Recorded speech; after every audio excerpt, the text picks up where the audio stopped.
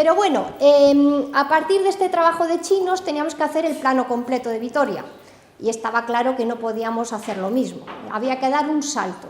Y para dar ese salto, pues acudimos a Susana, experta en SIG, y claro, había que trabajar, esto era en AutoCAD, esto era manzana por manzana y había que dar un salto pues, de otra dimensión. Entonces, si te parece, Susana, comentas tú la metodología. Gracias. Bueno, pues recogiendo las palabras de Esther, el primer paso que tuvimos que hacer en la acción 3 es hacer una revisión crítica de todo lo que se había hecho anteriormente. Entonces, a partir de ese momento, estaba claro que teníamos que automatizar el proceso. Hablar de automatización de proceso en una escala urbana es hablar de sistemas de información geográfica. El software que hemos utilizado ha sido ArcGIS 10 y os voy a comentar primero los pasos metodológicos y después la suerte que hemos tenido por estar trabajando en Vitoria-Gasteiz, que ha habido una coincidencia buenísima de que había un nivel cartográfico maravilloso. Yo estuve a punto, una de las primeras reuniones que tuvimos en la acción piloto 3 es que había que trabajar en 3 dimensiones. Teníamos que trabajar tridimensionalmente la ciudad en su conjunto. Entonces, claro, eso significaba, ¿no?, matar hormigas a cañonazos y decir extruimos la ciudad, aunque sea una simplificación, la extruimos, ¿no? Estábamos a ese nivel, pero ahora ya os contaré qué es lo que pasó por el camino, ¿no? Entonces, utilizando ArcGIS, esos pasos metodológicos consisten en, primero, utilizar uno de los modelos que utiliza ArcGIS para calcular la radiación solar. Esa radiación solar la calculamos de toda la ciudad, con edificios y todo lo que le rodea a ese edificio. Y después, el raster que obtuvimos lo convertimos en formato vectorial y obtuvimos el potencial solar de las cubiertas, la radiación solar anual de las cubiertas. A partir de ahí, ya pudimos calcular el potencial solar fotovoltaico y la energía bruta generable. Si os dais cuenta, una de las cosas que teníamos clarísima es que la acción piloto 1 y 2 siempre iba a ser nuestra fuente de hacer metodologías paralelas, es decir, nuestros objetivos eran los mismos, calcular el potencial solar fotovoltaico y también considerar los mismos condicionantes que se habían considerado en la acción piloto 1 y 2, es decir, condicionantes estructurales, superficiales y patrimoniales. Cuando ya consideramos esos condicionantes, ya teníamos el potencial solar fotovoltaico, vamos a decir final, si queréis, y la energía neta generable. ¿Qué es lo que pasó en Vitoria? Pues que ese modelo digital de elevaciones lo teníamos. Y lo teníamos además a una escala, que para una escala urbana es fantástico, de 1 metro por 1 metro de precisión. Ahora os contaré esto de dónde sale. Se añadió una nueva casualidad, que teníamos una escala municipal, una cartografía municipal a escala urbana de 1:500. Es decir, todos los elementos de cubierta estaban identificados en toda la ciudad a una escala de resolución de 1:500. Luego ya otra buena noticia, ¿no? Al principio casi nos echamos a llorar, pero después ya empezaban a venir las buenas noticias. Y después, los condicionantes estructurales, patrimoniales y superficiales, teníamos que el plan general actualmente vigente de Vitoria-Gasteiz estaba en formato de sistemas de información geográfica. Entonces, podíamos preguntar al SIG todos estos condicionantes, ¿no? Identifícame los condicionantes estructurales, que era por años de edificación, identifícame los elementos patrimoniales y, como estábamos trabajando con una geodatabase, una de las cosas que tiene buenas trabajar así es que constantemente todos los elementos con los que estás trabajando automáticamente te calculan el área y el perímetro. Luego, los superficiales ya los teníamos, inherentes a la cartografía que ya estábamos manejando. Y con esto podíamos calcular el potencial solar fotovoltaico. ¿De dónde sale este modelo digital de elevaciones a una escala de resolución de 1 metro por 1 metro? Pues este sistema cartográfico va a revolucionar la cuantificación en las ciudades. Los datos LIDAR son unos datos que se obtienen con sensores LIDAR, que se denominan así, y se ubican o bien en aviones o bien incluso a escala satelital. Entonces, van emitiendo un rayo láser y cada elemento de superficie, en función de sus características, refleja a ese sensor una determinada longitud de onda. ¿Qué pasa? Que nosotros obtenemos puntos en 3 dimensiones, una nube de puntos. Y encima tenemos la suerte de que cada tipo de elemento, como tiene una longitud de onda determinada, codificamos eso directamente. Entonces, ¿qué codifican los datos LIDAR? Suelo, agua, edificios y vegetación. Pensar que en los albores de la utilización de los datos LIDAR, quien empezó a investigar todo esto fue el mundo forestal. Imaginaos lo importante que es saber cuánta biomasa tienes en un bosque. Entonces esto se hacía con reloscopios y unas cosas así muy de andar por casa, pero ahora ya con un vuelo en avión puedes obtener este tipo de información. Vamos a ver, nosotros podríamos haber cogido la nube de puntos y nosotros haber hecho todo lo que es terminar obteniendo el modelo digital de elevaciones. En este caso, tenemos la suerte de que ya esto estaba hecho por la infraestructura de datos espaciales del Gobierno de Euskadi. Y había dos tipos de modelos digitales. El modelo digital de elevaciones para hidrología, esto es un raster. Un raster es una imagen en la que cada píxel responde a un valor. En este caso, el valor es la elevación. Y aquí, este modelo lo que no tiene es datos de vegetación, es decir, altura de edificios, y no tiene puentes, porque es para hidrología, se llama así, ¿vale? A nosotros, en el caso de la ciudad, no nos importaba que no estuvieran extruidos que tuvieran elevación los puentes. Y en este caso, no sé si os dais cuenta, aquí ya sí que hay vegetación, ¿de acuerdo? ¿Veis estas formas un poco más orgánicas, más variación de gris? Ahí ya tenemos vegetación.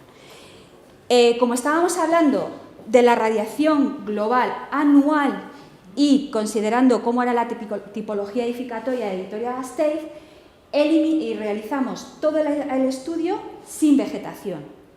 Esto no significa que en otro tipo de ciudades con otro tipo de características lo más seguro es que habría que trabajar incluido con la vegetación incluida. Esto es para que veáis un poco cómo eso tiene una información tridimensional. Es la zona del casco histórico de Vitoria, esta zona. Bueno. Este es el primer plano que obtuvimos. Este es un mapa. Es el raster de toda la ciudad y un poquito de su alrededor, ¿no? Si os dais cuenta, estamos hablando de que el máximo está en 1500, os digo este número para que después veamos qué es lo que pasa, ¿no? De 1508 kilovatios hora metro cuadrado año. Fijaos como en el fondo, si os dais cuenta, la zona edificada es como menos eficaz si lo comparamos con lo que rodea a todas esas edificaciones, pero el objetivo era las cubiertas.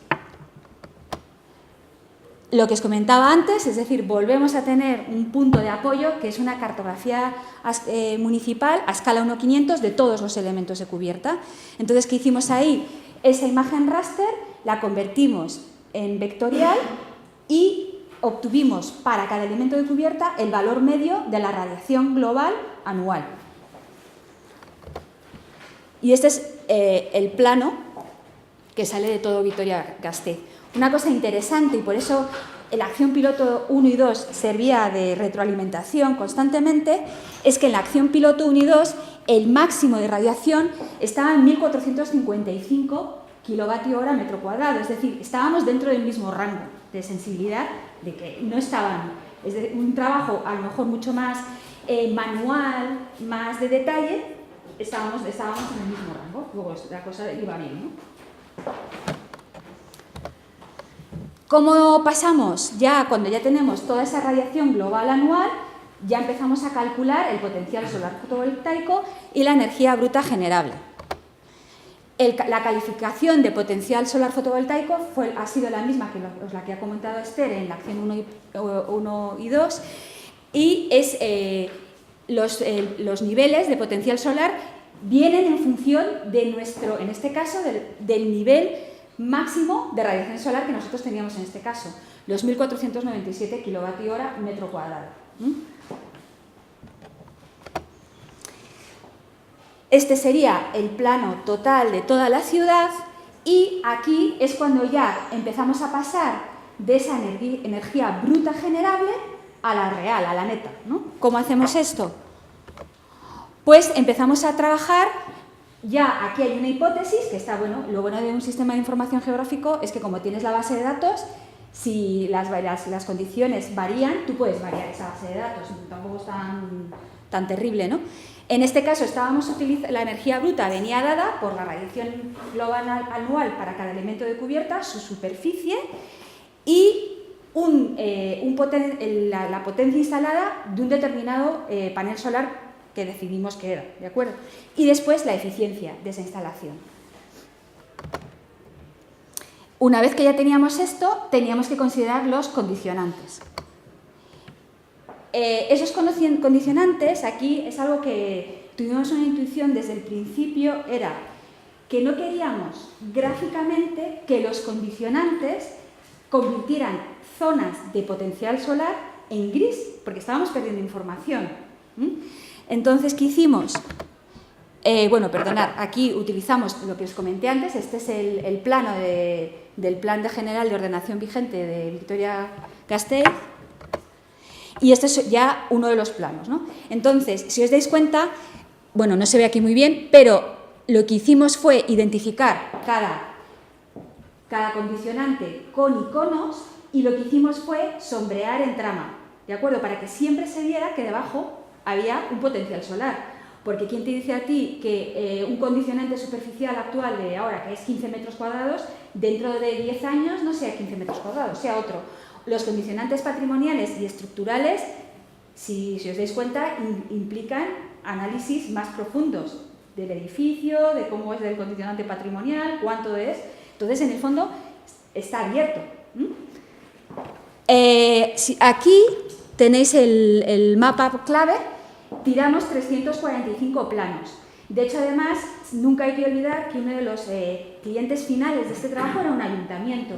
Entonces, fuimos lo más respetuosos con su codificación de planos, para que un técnico, cuando necesite ver una zona, tenga la misma codificación que utiliza en su ayuntamiento.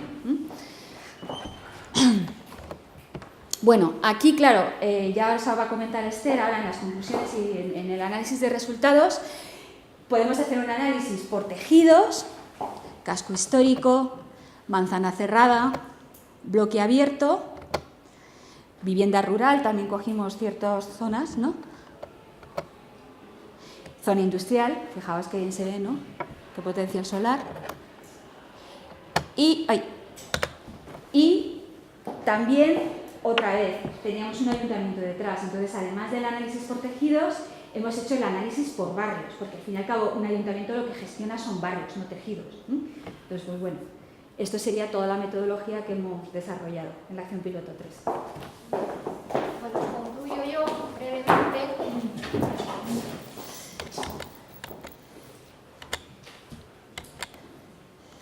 Bueno, el balance energético en Vitoria ha sido espectacular. Tanto que ellos no quieren ni que se difunda.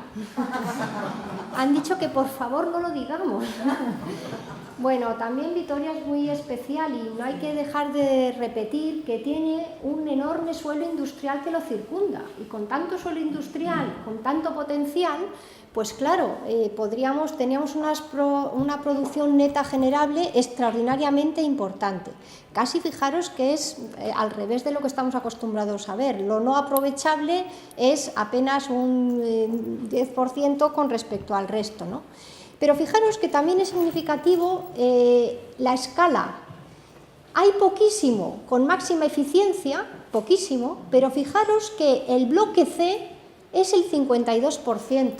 Esto también es muy destacado, ¿no? O sea, que verdaderamente las ciudades no es el mejor sitio, a lo mejor, o tienen unos condicionantes de obstrucción importantes, pero pueden ser muy significativos. Y claro, vamos a analizar algunas de las conclusiones más destacables que a nuestro entender ha arrojado todo este proyecto. La primera conclusión es la ventaja de la aplicación de esta energía en los polígonos industriales. Hay muchas razones: propietarios únicos, gestión rápida, una actividad que puede incluso generar una segunda vía de ingresos a las naves industriales. Tenemos muchas posibilidades, incluso con cubiertas semitransparentes, elementos que pueden sombrear muelles de carga, en fin, muchos sistemas que ya están en el mercado y que sin duda, hasta vidrio, ¿no? Y que sin duda en los polígonos industriales no hay otro tipo de condicionantes ni estéticos ni normativos, o sea que verdaderamente este es un enorme campo de actuación. También, por contra, la consideración estructural no suele ser tan alta en las cubiertas, pero ya hay sistemas que intentan resolver estos paneles. También los paneles cada vez pesan menos y bueno, es un elemento de transformación importante. Segunda conclusión importantísima: la capacidad de autoabastecimiento, que este es el número que no se puede decir, con lo cual no lo voy a decir. Bueno, ya os digo que las circunstancias han sido tal, pero sobre todo veamos la gráfica por usos del suelo. Tenemos en este cuadro uso residencial, el marrón, uso productivo, uso terciario, equipamientos y otros usos. Entonces, fijaros que en la categoría de mayor eficiencia hay pocos resultados, pero en la categoría B, el uso productivo y terciario pueden llegar a, bueno, tenéis aquí el porcentaje, a un 58% del total, sumando B y C, el productivo y el terciario. Y como en la clase C tenemos una posibilidad extraordinariamente destacada, ¿no? También nosotros que establecimos interés en el uso del equipamiento, porque aunque el equipamiento veis que no es tan mayoritario, sí que es un elemento municipal, es un elemento de gestión directa también y sobre todo de buen ejemplo del ayuntamiento que pueda empezar a dar con estos sistemas. Entonces, bueno, pues los números han sido en este caso muy espectaculares. Yo creo que no hay que tomar tanto el número en sí, sino como esta dimensión de que es posible llegar a unos resultados muy interesantes. Y luego, claro, por otro lado, la tipología edificatoria. No todos los tejidos responden igual. Por barrios, los barrios centrales más densos tienen una posibilidad de autoabastecimiento en porcentaje más pequeños. Los barrios con tipologías más abiertas, manzanas más abiertas y bloques lineales tienen un potencial alto, y luego fijaros cómo estos barrios periféricos, que algunos son industriales, pero este del Aqua es residencial, pues estaríamos hablando de unos rendimientos bastante significativos. Esto se lo hemos vendido al ayuntamiento como hacer un cinturón de sol de Vitoria. Sabéis que Vitoria, si por algo se conoce, es por su anillo verde, pues ahora su anillo de sol. Y bueno, les ha gustado mucho la idea, veremos si la ponen en práctica. Bueno, no sería un anillo, es casi medio anillo, ¿no? Es un arco norte importante. Pero bueno, como esa idea de que tenemos unos números bastante significativos para poder llevar a cabo esto.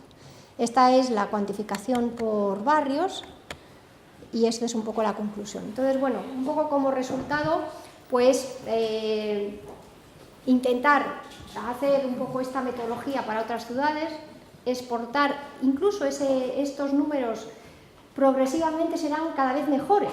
Primero, porque los datos que hemos hecho para sacar ese balance eléctrico, hemos conseguido los datos de 2008.